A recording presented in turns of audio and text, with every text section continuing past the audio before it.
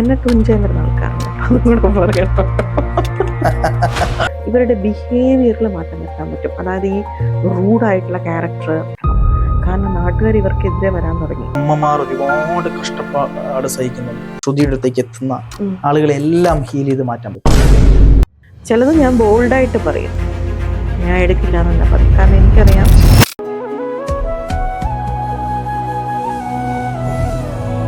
ഞാൻ കേട്ടിട്ടുണ്ട് ശ്രുതിയുടെ ഒരു ഹീലിങ്ങിന്റെ ഒരു കഥ കേട്ടിട്ടുണ്ട്. അതായത് കേരളത്തിൽ തന്നെയുള്ള ഒരു കുട്ടിയുടെ കഥ. ആ കുട്ടി കുറച്ച് മാനസിക പ്രയാസങ്ങളൊക്കെ ഉണ്ടായിരുന്ന ഒരു കുട്ടി. ആ കുട്ടി വല്ലാതെ ബുദ്ധിമുട്ട് ഉണ്ടാക്കുകയും പിന്നീട് ആ കുട്ടി മാറി അത്ഭുതകരമായ വിധത്തിൽ മാറ്റം വന്ന ഒരു സംഭവം. അതായത് എനിക്ക് തോന്നുന്നു ഈ സ്കിസോഫ്രീനിക് ആയിട്ടുള്ള അല്ലെങ്കിൽ വളരെ ഗുരുതരമായ ഒരു മനോവൈകല്യം ബാധിച്ച ആളുകളെ ഒന്നും നമ്മൾ എത്ര ട്രീറ്റ് ചെയ്താൽ പോലും അവർക്ക് രക്ഷയില്ലാത്തൊരവസ്ഥയുണ്ട്. ആ അസുഖത്തിൽ നിന്ന് ഒരാൾ ഹീൽ ചെയ്ത കുട്ടിയെ മോചിപ്പിക്കുന്നു എന്നുള്ളത് ഞാൻ വളരെ അത്ഭുതത്തോടെ കേട്ട കാര്യമാണ്. പേരോ സ്ഥലം ഒന്നും പറയണ്ട, ആ ഒരു കഥ ഒന്ന് നമ്മുടെ പ്രേക്ഷകർക്ക്. എന്റെ സ്റ്റുഡന്റിന്റെ മോനാണ്. പുള്ളിക്കാരത്തി ഗവൺമെന്റ് എംപ്ലോയി ആണ്, വളരെ ഹയർ പോസ്റ്റിൽ വർക്ക് ചെയ്യുന്നതാണ് പുള്ളിക്കാരത്തിയും ഹസ്ബൻഡും. മോന് 19 വയസ്സാണ്. അപ്പം പ്രശ്നം എന്താന്ന് വെച്ചാൽ ഇവൻ ഭയങ്കര പ്രശ്നക്കാരനാ വീട്ടില്. പ്രശ്നം എന്ന് വെച്ചാൽ ഇവൻ ചില സമയത്ത് ഡ്രസ്സ് പോലും യൂസ് ചെയ്യില്ല. 19 വയസ്സുള്ളൊരു കുട്ടി എന്ന് പറയുമ്പോൾ നമുക്ക് ഊഹിക്കാനോ, ടീനേജ് പ്രായമാണ്. വീട്ടിലെപ്പോഴും അടിയും ബഹളവും, രണ്ടാമത്തെ കുട്ടിയെ ഭയങ്കരമായിട്ട് ഉപദ്രവിക്കുക. പിന്നെ ആ പ്രായത്തിൻ്റെതായിട്ടുള്ള ആൾക്ക് കുറച്ച് സെക്ഷൽ ടെൻഡൻസി ഒക്കെ കുറച്ച് ഓവറാണ്. അപ്പം വീടിന്റെ പുറത്ത് ആരും അറിയാതെ ഇവൻ ഇറങ്ങി ഓടുക, റോഡിലൂടെ പോകുന്ന പെൺകുട്ടികളോട് മിസ്ബിഹേവ് ചെയ്യുക, ഇങ്ങനെയൊക്കെ ഒരു കൂടുതൽ ഞാൻ പറയുന്നില്ല. അപ്പൊ ആ രീതിയിലേക്ക് പോയ സമയത്താണ് ഈ ചേച്ചിനെ വിളിക്കുന്നത്. അപ്പൊ ഞാൻ ഇവന് കുറച്ചൊരു പ്രശ്നമുണ്ട്, അതായത് ബുദ്ധിപരമായിട്ട് പ്രശ്നമുള്ള കുട്ടിയാണ്. ഓട്ടിസം അല്ല, അതിന്റെ വേറൊരു വേർഷനാണ്. അത് ബുദ്ധിമാന്യം തന്നെ നമുക്ക് പറയാം. സ്പെഷ്യൽ സ്കൂളിൽ ഇവനെ ചേർക്കാൻ പറ്റുള്ളൂ. ഈ സ്കൂളിൽ പോയി ഇവൻ പ്രശ്നമാ, ടീച്ചേഴ്സായിട്ടൊക്കെ തല്ലുപിടിക്കുക. ട്രീറ്റബിൾ അല്ല, അതായത് ആധുനിക വൈദ്യശാസ്ത്രം വെച്ച് ട്രീറ്റബിൾ അല്ല. അത് ഒരു സോൾ എടുക്കുന്ന തീരുമാനമാണ് നമുക്ക് ഇങ്ങനെയുള്ളൊരു ലൈഫ് എന്ന് പറയുന്നത്. ഓരോ സോളും എടുക്കുന്ന തീരുമാനമാണ് ഇങ്ങനെയുള്ള ലൈഫ്. അപ്പൊ ആ സോൾ അത് കണ്ടിന്യൂ ചെയ്യും. നമുക്കൊന്നും ചെയ്യാൻ പറ്റില്ല ഇത്തരം കേസുകളിൽ. പക്ഷെ നമുക്ക് ഇവരുടെ ബിഹേവിയറിൽ മാറ്റം വരുത്താൻ പറ്റും. അതായത് ഈ റൂഡായിട്ടുള്ള ക്യാരക്ടർ, മറ്റുള്ളവരെ ഉപദ്രവിക്കുക. അവൻ തന്നെ ഇപ്പം ഞാൻ പറഞ്ഞ ഡ്രസ്സ് ഇടാണ്ട് നടക്കാന്നൊക്കെ പറയുമ്പോൾ അത് ആ വീട്ടിലുള്ള ആളുകൾ എന്തുമാത്രം ഹേർട്ട് ചെയ്യും എന്നാലോചിച്ച് നോക്കി. അപ്പം അടുത്തുള്ള ഷോപ്പുകളിലൊക്കെ പോയിട്ട് അവിടെയൊക്കെ വലിച്ചു വാരിയിടുക, അങ്ങനെ ഭയങ്കര ഒരു നാടിന് മൊത്തം പ്രശ്നമാക്കി വെക്കുക ചുരുക്കി പറഞ്ഞാൽ. അങ്ങനെയാണ് ചേച്ചി എന്നെ വിളിക്കുന്നത്. ആദ്യം ഹീലിംഗ് എടുത്തത്, അതിന് ശേഷമാണ് ചേച്ചി എൻ്റെ അടുത്ത് പഠിക്കുന്നത്. അപ്പം ഹീലിംഗ് എടുത്ത സമയത്ത് 21 days എനിക്ക് ആ സമയത്ത് റേക്കി എന്നെ ഗൈഡ് ചെയ്തത് ഇവന്റെ ബുദ്ധി തെളിയാ വേണ്ടത്, എന്നാലേ അവന് റിയലൈസേഷൻ ഉണ്ടാവും ഞാൻ ഡ്രസ്സ് ഇടണം. മിനിമം അതെങ്കിലും എനിക്ക് ഏറ്റവും ബേസ് ആണ്. മിനിമം അതെങ്കിലും അവനൊരു ബോധത്തോടെ ചെയ്യണം എന്നുള്ളത്. അപ്പം നമ്മുടെ ബുദ്ധി തെളിയിക്കുക എന്ന് പറയുന്നത് ആ എനർജി വെച്ച് അത്യാവശ്യം നല്ല എഫേർട്ട് ഇട്ടിട്ട് ഞാൻ ചെയ്തൊരു ഹീലിംഗ്. അത് നല്ല എഫേർട്ട് ഇട്ടിട്ട്, കാരണം ഉള്ളിൻ്റെ ഉള്ളിൽ എനിക്കത് എന്തെങ്കിലും ഒരു ലിറ്റിൽ ബിറ്റ് ചേഞ്ചസ് അവന് ഉണ്ടാവണം എന്നാഗ്രഹം ഉണ്ടായിരുന്നു. അത് ഈശ്വരാധീനം കൊണ്ട് സാധിച്ചു. ഇവൻ പറയാന്ന് വെച്ചാൽ സ്കൂളിൽ പോവില്ല, അവിടെ ഭയങ്കര പ്രശ്നം. മാഷ്മാരൊക്കെ ഇവൻ അടിക്കുകയൊക്കെ ചെയ്യും. ഇത്തരം ആളുകൾക്ക് ശക്തി കൂടുതലായിരിക്കും, ഫിസിക്കലി ഇവര് ഭയങ്കര സ്ട്രോങ് ആയിരിക്കും. ഇവരെ നമുക്ക് കൈകാര്യം ചെയ്യാൻ ഭയങ്കര ബുദ്ധിമുട്ടാണ്. അപ്പൊ അവിടെ പോയി കഴിഞ്ഞാൽ മാഷ്മാർ ഇവൻ കയറി അടിക്കുക. ആ രീതിയിലാണ് ഇവന്റെ ബിഹേവിയർ ഒക്കെ. ദെൻ ഇവൻ പതിയെ പതിയെ പതിയെ പതിയെ പതിയെ പതിയെ ആള് കാമായി തുടങ്ങി. ഇവൻ തന്നെ ഒരു ദിവസം പറയാൻ തുടങ്ങി, മോശമല്ലേ ഞാൻ ഡ്രസ്സ് ഇടാണ്ട് നടക്കുന്നേ എന്നൊക്കെ പറഞ്ഞിട്ട് ഡ്രസ്സ് ഇടാൻ തുടങ്ങി. ഇപ്പൊ ആള് അങ്ങോട്ട് പറഞ്ഞു എന്നെ സ്കൂളിൽ ചേർക്കണം. അങ്ങനെ ഇവരെ നല്ലൊരു സ്പെഷ്യൽ സ്കൂളിൽ ഇവരെ കൊണ്ടുപോയി ചേർത്തു. ആളിപ്പോ ഹോസ്റ്റലിൽ നിന്ന് പഠിക്കുക. അതായത് വീട്ടിൽ വലിയ പ്രശ്നങ്ങൾ സൃഷ്ടിച്ച, ഡ്രസ്സ് ഇടാൻ പോലും മടി കാണിച്ച് റോഡിൽ ഇറങ്ങി നടന്നിരുന്ന, പല ബുദ്ധിമുട്ടുകൾ കാണിച്ച ആ മാതാപിതാക്കൾ വളരെ സങ്കടത്തോടെ പല ഇതിനെപ്പറ്റിയും ചിന്തിച്ച് തളർന്ന് എത്രയോ ഹോസ്പിറ്റലിൽ കയറി ഇറങ്ങി നിന്ന ഒരു കുട്ടിയെ ഈ രീതിയിൽ പരിപൂർണമായി മാറ്റിയില്ലെങ്കിലും അവർ വിചാരിക്കുന്ന പോലെ ആ ഡ്രസ്സുകൾ, അതെ, ഡ്രസ്സ് ഇടുകയും ബിഹേവിയർ ചേഞ്ചസ് വരുത്തുകയും ആ സ്കൂളിൽ കൊണ്ടുപോയി അവിടെ തന്നെ നിൽക്കുകയും ഹോസ്റ്റലിൽ നിൽക്കാനുള്ള സൗകര്യം ഉണ്ടാവുകയും എല്ലാം ചെയ്തു എന്ന് പറയുന്നത് അത്തരത്തിലൊരു കാര്യം റേക്കി കൊണ്ട് നടന്നുവെങ്കിൽ അത് വലിയ കാര്യമാണ്. എൻ്റെ അടുത്ത് പറഞ്ഞൊരു കാര്യമുണ്ട്, ഇവനെ എങ്ങനെയെങ്കിലും വീട്ടിൽ നിന്ന് എനിക്ക് മാറ്റി കിട്ടണം. കാരണം നാട്ടുകാർ ഇവർക്കെതിരെ വരാൻ തുടങ്ങി. കാരണം നാട്ടിൽ ഇറങ്ങിയിട്ട് പ്രശ്നം ഇവൻ പ്രശ്നം ഉണ്ടാക്കുന്നുണ്ടേ. ഇവരവിടെ ഒരു വർഷമായിട്ട് വീടെടുത്ത് മാറി താമസിക്കുന്നതാ. അപ്പൊ അവിടെ വലിയ പ്രശ്നം ഉണ്ടാക്കി. ഇവരേതോ നാട്ടിൽ നിന്ന് ഇവിടെ വന്ന് പ്രശ്നം ഉണ്ടാക്കുന്നു എന്ന ആറ്റിറ്റ്യൂഡിലാണ് നാട്ടുകാർ കാണുന്നത്. എല്ലാരും ചിന്തിക്കില്ലല്ലോ, സുഖമില്ലാത്ത കുട്ടിയാണെന്നൊന്നും ചിന്തിക്കില്ല, ആരും എടുക്കത്തുമില്ല. ഇപ്പൊ നമുക്കെതിരെയാണെങ്കിൽ ഒരു പ്രശ്നം വന്നാൽ നമ്മളും ആ സമയത്ത് കൈവിട്ടു പോകും. അപ്പൊ എൻ്റെ അടുത്ത് ആദ്യം ചേച്ചി പറഞ്ഞ കാര്യം, ഇവനെ എങ്ങനെയും ഒന്ന് ഡ്രസ്സ് ഇട്ട് കിട്ടണം, അതുപോലെ ഇവനെ എങ്ങനെയും ഒന്ന് ഇവിടെ നിന്ന് മാറി ഇവന്റെ സ്വന്തം ഇഷ്ടപ്രകാരത്തോടുകൂടി ഇവനൊന്ന് ഏതെങ്കിലും സ്കൂളിൽ ഏതെങ്കിലും ഒരു ബോർഡിങ്ങിലോ എവിടെയെങ്കിലും ഇവനൊന്ന് നിന്ന് കിട്ടിയ ലക്ഷ്യമാണെന്നാണ്. അങ്ങനെ ഇപ്പം ആള് ഹോസ്റ്റലിൽ നിന്നിട്ടാണ് പഠിക്കുന്നത്. അവിടെ ഒരു പ്രശ്നവും ഇല്ല. അല്ല, ഇത്തരം കുഞ്ഞുങ്ങളുള്ള അമ്മമാർ ഒരുപാട് കഷ്ടപ്പാട് സഹിക്കുന്നുണ്ട്.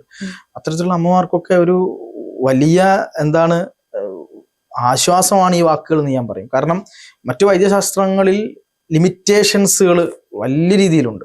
പക്ഷെ അങ്ങനെ ഞാൻ ചോദിക്കുമ്പോഴും ഇത് എല്ലാ ആളുകൾക്കും സാധിക്കും. മീൻസ് ഞാൻ ചോദിക്കുന്ന, നമ്മൾ ഒരു ഹീലിങ്ങിന് വേണ്ടിയിട്ട് അങ്ങയുടെ അടുത്തേക്ക് എത്തുന്ന, ശ്രുതിയുടെ അടുത്തേക്ക് എത്തുന്ന ആളുകളെല്ലാം ഹീൽ ചെയ്ത് മാറ്റാൻ പറ്റുമോ? ഇല്ല, പറ്റില്ല. കാരണം എന്താന്ന് വെച്ചാല് ഇത്തരം കേസുകളാണോ? അങ്ങനെയല്ല. പൊതുവായിട്ട് നമ്മളിപ്പോ ഒരുപാട് ആളുകൾ വരുമല്ലോ.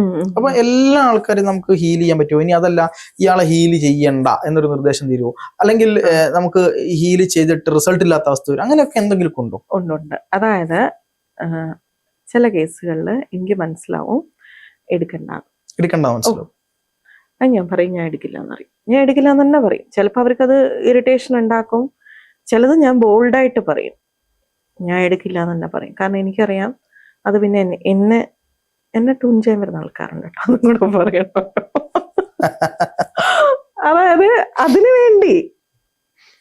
വേണ്ടിയിട്ട്, അതായത് നമ്മളോട് സംസാരിക്കാൻ വേണ്ടിയിട്ട് ഒരു ഹീലിംഗ് തരുമോ ഇങ്ങനെയൊക്കെ. അപ്പൊ ആ സ്പോട്ടിൽ നമ്മളടുത്ത് കമ്മ്യൂണിക്കേറ്റ് ചെയ്യും, ഇവനെ വിളിക്കണ്ട. നമുക്ക് ഡെയിലി ഒരു കമ്മ്യൂണിക്കേഷൻ കിട്ടും, ഫുൾ ടൈം റേക്കി ആയിട്ട് ഒരു മെസ്സേജ് നമുക്ക് ഇങ്ങനെ വന്നുകൊണ്ടേയിരിക്കും. അപ്പൊ ഒരു നമ്പർ കിട്ടിയാൽ അതിൽ വിളിച്ചിങ്ങനെ ഞരമ്പ് കാണിക്കുന്ന ആൾക്കാർ ഒരുപാടുണ്ടല്ലേ? കഷ്ടപ്പെട്ട് നമ്പർ എടുത്തിട്ട് വിളിച്ച് ഒരു ദിവസം വരുമോ എന്ന് ചോദിച്ച ആൾക്കാർ വരുമുണ്ട്. എനിക്ക് തോന്നുന്നു അങ്ങനെയുള്ള ചില കേസുകളിൽ നമ്മള് അത്തരം കാര്യങ്ങൾ നോക്കുമ്പോൾ എനിക്ക് തോന്നുന്നു ശ്രുതിയുടെ കേസിൽ തന്നെ ചില നിയമ നടപടികളുടെ പുറത്തൊക്കെ പോകുന്നു കണ്ടപ്പം കണ്ടം വഴി ഓടിയ ആളുകളും ഉണ്ട് അല്ലെ? അതായത് ആദ്യം ഉണ്ടാതിരുന്നു, പിന്നീട് കൃത്യമായി നടപടി എടുക്കാൻ തുടങ്ങിയപ്പോൾ ഓടിയ ആളുകളും ഉണ്ട്. പിന്നെന്ന് വെച്ചാൽ നേരത്തെ ചോദിച്ച ചോദ്യത്തിന്റെ ഉത്തരം, അതായത് എല്ലാവരിലും ഇത് പ്രവർത്തിക്കോ, എല്ലാം മാറി വരുമോ എന്നുള്ളത്, അതും ഒരു നിയമമാണ്. ചില ഹീലേഴ്സിന്റെ അടുത്ത് പോയിട്ട് എൻ്റെ അടുത്ത് വന്ന ആൾക്കാരുണ്ട്, അവര് റേക്കി ഹീലേഴ്സ് അല്ലേ. ഇപ്പൊ ചില ഡോക്ടേഴ്സിന്റെ അടുത്ത് നമ്മൾ പോകുന്നു, ആ ഡോക്ടറെ അടുത്ത് മാറില്ല, വേറൊരു ഡോക്ടറെ അടുത്ത് പോയാൽ മാറും. ഇത് ആ സോൾസ് തമ്മിലൊരു കർമ്മ കണക്ഷൻ ഉണ്ടാവും. പാസ്റ്റ് ലൈഫിൽ ഇന്നയാള് ആയിരിക്കും മറ്റേ ആൾക്ക് ഏതെങ്കിലും തരത്തിലൊരു കാര്യം ചെയ്തു കൊടുത്തിട്ടുണ്ടാകും. ആ കർമ്മ ബാലൻസ് ആണോ? ഇപ്പം നമ്മളടുത്ത് വരുന്ന ക്ലയൻസ്, എന്നെ വിളിക്കുന്ന ക്ലയൻസ് 1000 കോൾസ് ഒരു ദിവസം വരുന്നുണ്ട്, മോർ ദാൻ 1000 കോൾസ് വരുന്നുണ്ട്, 2000 മേലെ മെസ്സേജസ് വരുന്നുണ്ട് ദിവസം. ഇപ്പൊ ഒരു സ്റ്റാഫിന് പകരം ഞാൻ 2 സ്റ്റാഫിനെ ആക്കി. കാരണം നമുക്കിത് മാനേജ് ചെയ്യാൻ. അതുകൊണ്ടാണ് ഈ കോള് പ്രോപ്പറായിട്ട് എടുക്കാനും സമയം കൊടുക്കാനും പറ്റാത്തത് അല്ലേ? അത് ആളുകൾ മനസ്സിലാക്കുന്നില്ല. ഇല്ല, അതാണ് എനിക്ക് ഏറ്റവും കൂടുതൽ വഴക്ക് കേൾക്കുന്നത് ജനങ്ങളുടെ അടുത്ത് നിന്ന്. കാരണം നിങ്ങൾ എന്തിനാ പിന്നെ ഇതെന്തിനാ നിങ്ങൾ ഇന്റർവ്യൂ കൊടുക്കുന്നത്? ഞാൻ ഇന്റർവ്യൂ കൊടുക്കുന്നത് എനിക്ക് ക്ലയൻസ് വരാൻ വേണ്ടിയിട്ടെന്നുള്ളതല്ല, ഈ ഒരു എനർജി, ഇങ്ങനെ ഒരു കാര്യം ഉണ്ട് എന്ന് ജനങ്ങളിലേക്ക് എത്തിക്കാൻ വേണ്ടിയിട്ടാ. കാരണം മരുന്നില്ല, വേദനകളില്ല, സൈഡ് എഫക്ട്സ് ഇല്ല. ഹീലിംഗ് ചെയ്തു കൊടുക്കുന്ന ആൾക്കോ ഹീലിംഗ് സ്വീകരിക്കുന്ന ആൾക്കോ യാതൊരു തരത്തിലുള്ള ബുദ്ധിമുട്ടും ഇല്ലാത്ത ഒരു ചികിത്സാ രീതി ഇവിടെ ഉണ്ട് എന്ന് ജനങ്ങളിലേക്ക് എത്തിക്കുക എന്നുള്ളതാണ് എൻ്റെ മെയിൻ ആയിട്ടുള്ള പർപ്പസ് എന്ന് പറയുന്നത്. ഇപ്പം വളരെ ഗുരുതരാവസ്ഥയിൽ കിടക്കുന്ന, മരണം സംഭവിക്കുമെന്നൊക്കെ പറയുന്ന ആൾക്കാരുണ്ട്. അപ്പൊ അവരെയൊക്കെ ഹീൽ ചെയ്യാൻ വിളിക്കുമ്പോൾ മനസ്സിൽ വരുമോ ഇവരെ ഹീൽ ചെയ്യേണ്ട, ഇവരുടെ ടൈമായി, അല്ലെങ്കിൽ ഇവരെ ഹീൽ ചെയ്തോളൂ മാറും എന്നൊക്കെ മനസ്സിൽ വരാറുണ്ടോ? ഉണ്ട്, വിത്ത് ഡേറ്റ് ആൻഡ് ടൈം. ഓ, അത് ചിലര് പറയും ഞാൻ തള്ളുന്നല്ല, എൻ്റെ സ്റ്റുഡൻസ് അറിയായിരിക്കും. അവരുടെയൊക്കെ അമ്മമാര് അല്ലെങ്കിൽ ഫ്രണ്ട്സ്, ഞാൻ പറഞ്ഞിട്ടുണ്ട്, ഒരു സ്ട്രോക്ക് വന്നൊരു കേസ്, എൻ്റെ സ്റ്റുഡൻറ്റിൻ്റെ ഫ്രണ്ടാണ്. പുള്ളിക്കാരൻ സ്ട്രോക്ക് വന്ന് 2 മാസം കിടന്നു, രണ്ടാമത് വീണ്ടും സ്ട്രോക്ക് വന്നു. അപ്പോൾ രണ്ടാമത് വീണ്ടും വന്നപ്പോൾ അതിലാള് കംപ്ലീറ്റ് ഡൗൺ ആയിപ്പോയി. ഇവളെന്നെ വിളിച്ചിട്ട് പറഞ്ഞു, മാം ഒന്ന് ഹീൽ ചെയ്യണം. ഹീൽ ചെയ്യുന്ന മൊമെന്റിൽ എനിക്ക് മനസ്സിലാവുന്നുണ്ട്, കറക്റ്റ് 4 ഡേ 4 ദിവസം മാത്രമേ ഇവർ ജീവിച്ചിരിക്കുള്ളൂ. അതിൻ്റെ അപ്പുറം പോകില്ല. ഞാൻ ഇവരെ വിളിച്ചിട്ട് ഞാൻ പറഞ്ഞു 4 ദിവസം മാത്രമേ ഉണ്ടാവുള്ളൂ, നിങ്ങൾ പ്രിപ്പയർഡ് ആവാം. പുള്ളിക്കാരൻ്റെ വൈഫ് എന്നെ വിളിച്ചിട്ടുണ്ടായിരുന്നു. ഞാൻ ആ ചേച്ചി നേഴ്സാണ്, ആ ചേച്ചിയോടും ഞാൻ പറഞ്ഞു നിങ്ങൾ മെൻ്റലി ഇവർ ഓൾറെഡി പ്രിപ്പയർഡ് ആണ്. കാരണം 2 മാസം പുള്ളി ബെഡിൽ തന്നെ ആയിരുന്നു, നല്ല രീതിയിൽ പൈസയൊക്കെ ചിലവായി ഇവർക്ക്. അപ്പം ഞാൻ പറഞ്ഞു നിങ്ങൾ പ്രിപ്പയർഡ് ആകാം. അപ്പോൾ പുള്ളിക്കാരത്തിൻ്റെ അടുത്ത് പറഞ്ഞു ഇല്ല എനിക്ക് വിശ്വാസമുണ്ട് ആൾ തിരിച്ചു വരും. ഞാൻ പറഞ്ഞില്ല, നിങ്ങൾ മെൻ്റലി പ്രിപ്പയർഡ് ആയിക്കോ, 4ാമത്തെ ദിവസം ആൾ പോവും, ഞാൻ എടുക്കില്ല ഇനി ഹീലിംഗ് എന്നാണ്. എന്തിനാ ഞാൻ വെറുതെ പൈസ വാങ്ങിക്കുന്നത് ഈ മരിക്കാൻ പോണ ആൾക്ക്? അയാൾക്ക് ഒരു ദിവസം ഹീലിംഗ് കിട്ടുക എന്നുള്ളത് അയാളുടെ ബ്ലെസ്സിങ് ആണ്. ഞാൻ സത്യം പറഞ്ഞ ആ സോളിന് ഏറ്റവും നല്ല രീതിയിൽ മോക്ഷം കിട്ടട്ടെ എന്ന് പറഞ്ഞ് ബ്ലെസ് ചെയ്തുവരേ ഞാൻ ചെയ്തിട്ടുള്ളൂ. അവരുടെ ചക്രാസ് എനർജൈസ് ചെയ്തിട്ടോ അവരുടെ നെർവ് സിസ്റ്റത്തിന് എനർജി കൊടുത്തിട്ടോ കാര്യമില്ല. കാരണം അത് പോവാണ്, ഓരോ ഓർഗനായിട്ട് ഇങ്ങനെ ഷട്ട് ഡൗൺ ആയിക്കൊണ്ടേയിരിക്കുക. കറക്റ്റ് 4ാമത്തെ ദിവസം ഉച്ചയ്ക്ക് കോള് വന്നു, നിങ്ങൾ പറഞ്ഞ പോലെ സംഭവിച്ചു, ആൾ പോയി. അങ്ങനെ കുറേ കേസുണ്ട്. ഇത് റേക്ക് നമുക്ക് മനസ്സിൽ ഗൈഡ് ചെയ്ത് തരും. അതിന് നമ്മുടെ തേർഡ് ഐ നല്ല പവർ വേണം. തേർഡ് ഐ അതായത് നമ്മുടെ 2 കണ്ണ് അടച്ചിരുന്നിട്ട് വേണം നമ്മൾ സ്കാനിങ് ഒക്കെ ചെയ്യാൻ. ഹീലിംഗ് ആണെങ്കിലും ഞാൻ കണ്ണടച്ചിട്ടാണ് ഹീൽ ചെയ്യുക. എനിക്ക് എപ്പോഴാണ് കുറച്ചുകൂടെ കോൺസെൻട്രേഷൻ കിട്ടുക. ഞാൻ സ്റ്റുഡൻസിനോട് പഠിപ്പിക്കുന്നതും അങ്ങനെ തന്നെയാണ്. കാരണം കണ്ണടച്ചിരുമ്പോൾ നമ്മുടെ ഈ 2 കണ്ണ് അടഞ്ഞിരിക്കുമ്പോഴാണ് നമ്മുടെ അകക്കണ്ണ് ഓപ്പൺ ആവുക. ആ അകക്കണ്ണ് ഓപ്പൺ ആകുമ്പോൾ നമുക്ക് കൃത്യമായിട്ട് ഇങ്ങനെ എഴുതി കാണിച്ചു തരും. അത് ഇംഗ്ലീഷിലാവാം, മലയാളത്തിലാവാം, ഡിജിറ്റ്സ് ആവാം. അതിന് നമ്മൾ ഡീകോഡ് ചെയ്തെടുക്കുമ്പോൾ നമുക്ക് മനസ്സിലാവും എന്താണ് റേക്ക് നമ്മുടെ അടുത്ത് കമ്മ്യൂണിക്കേറ്റ് ചെയ്യുന്നത്. ഇപ്പോൾ പലതരത്തിലുള്ള ഹീലിങ്ങുകൾ കൊടുക്കാറുണ്ട്.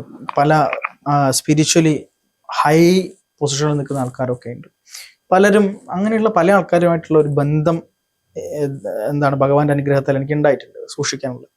ഇപ്പം ഉപാസനയോ എന്തോ ആവട്ടെ അങ്ങനെയൊക്കെ നിൽക്കുന്ന ആൾക്ക് നമുക്ക് സ്വന്തമായിട്ട് ചില കാര്യങ്ങൾ വരുമ്പോൾ നമുക്കത് പരിഹരിക്കാൻ പറ്റാത്ത ഒരുപാട് സ്പിരിച്വൽ പേഴ്സൺസിനെ ഞാൻ കണ്ടിട്ടുണ്ട്. എല്ലാവരും അല്ല, അങ്ങനെയുള്ള ആളുകളുണ്ട്. തൻ്റെ കാര്യം സ്വന്തം പരിഹരിക്കാൻ കഴിവും പ്രാപ്തിയും ഉള്ള ആൾക്കാരുണ്ട്. പക്ഷെ സ്വന്തം കാര്യത്തിൽ വരുമ്പോൾ മറ്റുള്ളവരുടെ എല്ലാ പ്രശ്നവും പരിഹരിക്കാൻ പറ്റും.